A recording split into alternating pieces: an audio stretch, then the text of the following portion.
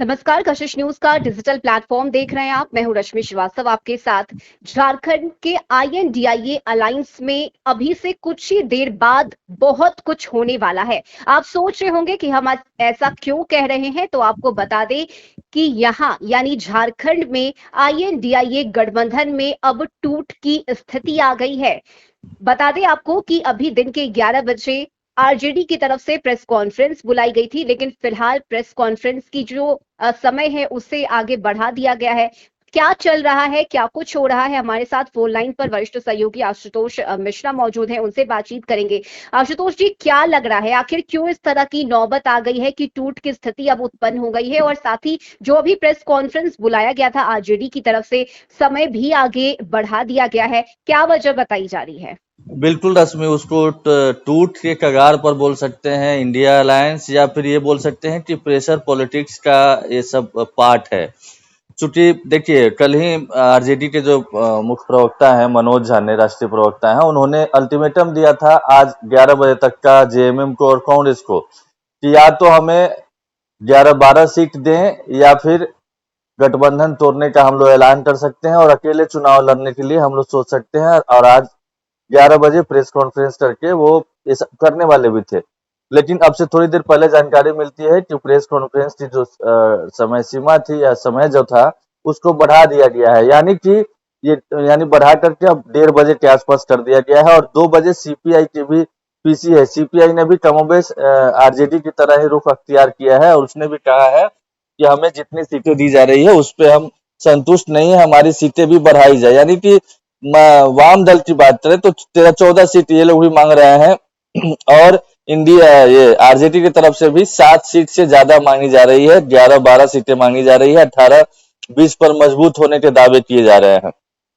तो ये जो समय है अगले 2-3 घंटे का, वो बेहद अहम होने वाला है। उसमें रूठने मनाने का सिलसिला चलेगा और सिलसिला ऐसा चलता भी आ रहा है काफी पहले से।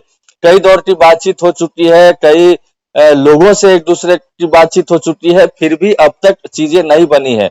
और इसके पीछे की जो वजह मानी जा रही है वो ये कि शायद जो पहली मुलाकात हुई थी माफ कीजिएगा, हेमंत सोरेन और तेजस्वी यादव की, या फिर आरजेडी के शीर्ष नेताओं की कांग्रेस और जेएमएम के शीर्ष नेताओं के बीच में, उसमें महज 3-4 सीटों का ही ऑफर दिया जा रहा था कि पिछली बार से भी कम। पिछली बार 7 सीटों पर आरजेडी चुनाव लड़ा था, जिसमें से 1 सीट पर जीत मिली थी। इस बार उससे भी कम सीटें दी जा रही थी। ये बेहद नागवार गुजरा है आरजेडी को। इसी वजह से आरजेडी के तेवर में बदलाव आए हैं और आरजेडी मतलब डू और डाई की स्थिति में है, या तो गठबंधन रहेगा या टूट जाएगा। लेकिन फिलहाल कोशिश ये हो रही है, अंतिम कोशिश हो रही है कि किसी तरीके से गठबंधन बरकरार रहे। कहा जा रहा है, आशुतोष जी, सवाल ये है कि पिछली बार भी आरजेडी को इतनी ही सीटें दी गई थी, तो क्या इस बार अब झारखंड में आरजेडी उस स्थिति में है कि 10 से 11 सीटों की डिमांड कर सके? देखिए बहुत सारी बातें चलती है, प्रेशर का एक पार्ट होता है कि हमें ज्यादा से ज्यादा सीट कहेंगे तब तो हमें जितनी चाहिए या जितनी होनी चाहिए जेन्युइन उतनी सीटें मिलेगी। ये सब उसका पार्ट होता है। आपको याद होगा कि सीटें में कमी क्यों आती है, परफॉर्मेंस आधार बनता है या फिर नेताओं के बीच में जो आपसी संबंध होते हैं वो भी एक बेस होता है। आपको याद होगा बिहार में विधानसभा चुनाव था 2020 में, तो झारखंड की सीमा से सटे कुछ इलाके जैसे चकाई वगैरह, वहां पर जेएमएम का भी प्रभाव क्षेत्र रहा है और जेएमएम वहां पर कई बार चुनाव लड़ा भी है। गठबंधन करना चाह रहा था आरजेडी से, कांग्रेस से मिलकर के, यानी महागठबंधन का पार्ट बनना चाह रहा था। लेकिन तब महागठबंधन की तरफ से कांग्रेस कहें या आरजेडी के शीर्ष नेतृत्व की बात करें, उनकी तरफ से इसको दरकिनार किया गया, नजरअंदाज किया गया और गठबंधन नहीं हो पाया। वहां पर जेएमएम को सीट नहीं मिल पाई।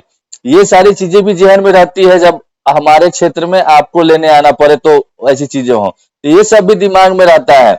इसके अलावा परफॉर्मेंस भी उस कदर का नहीं रहा है जो हेमंत सोरेन या कांग्रेस एक्सपेक्ट कर रही थी वहां पर। लेकिन सब लोग एक दूसरे से कनेक्टेड है। अब कांग्रेस को लगता है कि यहाँ पर अगर आरजेडी हमसे नाराज हो गया तो फिर इसका प्रभाव हमको बिहार में पड़ेगा, हमारी सीटों में कटौती करेगा आरजेडी।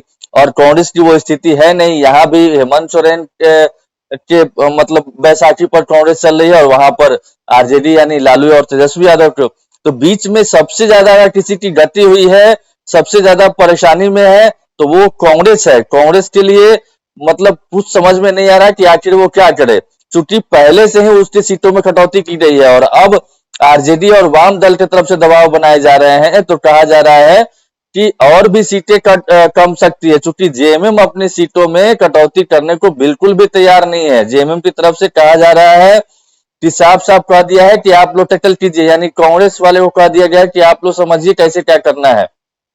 तो ये सारी चीजें चल रही है। हालांकि ये भी इंफॉर्मेशन मिल रही है, चूंकि 2.5 घंटे का समय बढ़ाया गया है प्रेस कॉन्फ्रेंस का, और मतलब 1:30 बजे के आसपास आरजेडी की पीसी होने की बात कही जा रही है और 2 बजे सीपीआई की। तो कहा जा रहा है कि इस बीच में जो मान मनौवल का दौर चलने वाला है, उस बीच में शायद बात बन जाए, कोई बीच का रास्ता निकल जाए और गठबंधन टूटते टूटते गठबंधन ना टूटे और सब लोग प्रेस कॉन्फ्रेंस करने आए और यही कहा जाए वहां पर एक सुर में कि देखिए हम लोग सांप्रदायिक शक्तियों को हराने के लिए हम सबने कुर्बानी दी है और हम सबका एकमात्र लक्ष्य है कि बीजेपी को या एनडीए को किसी तरीके से झारखंड की सत्ता से दूर रखना। लेकिन अगर किसी भी सूरत में अगर सब लोग जिद पे ही अड़ गए, अगर गठबंधन नहीं हो पाता है और टूट जाता है, तो फिर जाहिर तौर पर इसका खामियाजा जो बड़ी पार्टियां हैं महागठबंधन की, इंडिया अलायंस की, यानी जेएमएम और कांग्रेस, इन दोनों को चुकाना पड़ सकता है। खास तौर पर इसका नुकसान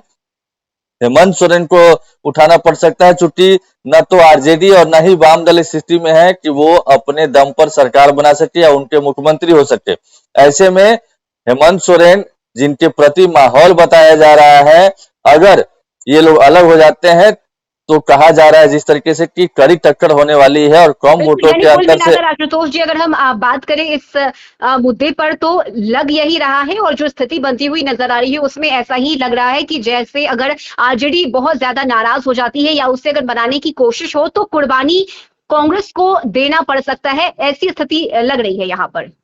नहीं नहीं, बिल्कुल कांग्रेस को ही कुर्बानी देनी पड़ेगी। तो जेएमएम एक कदम ही पीछे हटाने को तैयार नहीं है। हालांकि अंतिम वक्त में क्या होता है, क्या जेएमएम भी एक आध सीट इधर उधर करता है, ये देखने वाली बात होगी। लेकिन नुकसान किसको हो सकता है? देखिए, नुकसान सबको होगा और अलग चुनाव लड़ते हैं तो, और सबसे ज्यादा नुकसान होगा तो सिर्फ और सिर्फ हेमंत सोरेन का, इसलिए चूंकि आरजेडी और वाम दल के पास गंवाने के लिए कुछ नहीं है।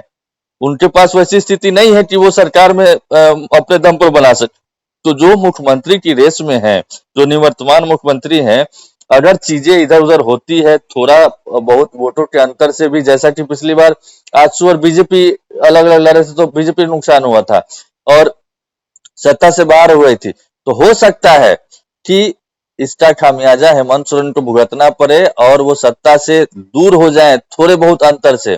यही कोशिश है कि सब लोग चाहते हैं कि गठबंधन बना रहे और किसी भी तरीके से जो स्थिति उत्पन्न हुई, जो खटास उत्पन्न हुई, वो खत्म हो और सब कुछ ऑल इज वेल हो जाए। रश्मि, बिल्कुल, और इसके लिए थोड़ा इंतजार करना होगा और देखना होगा कि किस तरह से मान मनोबल का दौर फिलहाल यहाँ चलता है और आखिरी में जब प्रेस कॉन्फ्रेंस अगर आरजेडी की तरफ से की जाती है तो उसमें क्या कुछ कहा जाता है। बहुत शुक्रिया आशुतोष जी आपका इस बातचीत के लिए, और कशिश न्यूज के डिजिटल प्लेटफॉर्म पर खबरों का सिलसिला लगातार जारी रहेगा। नमस्कार।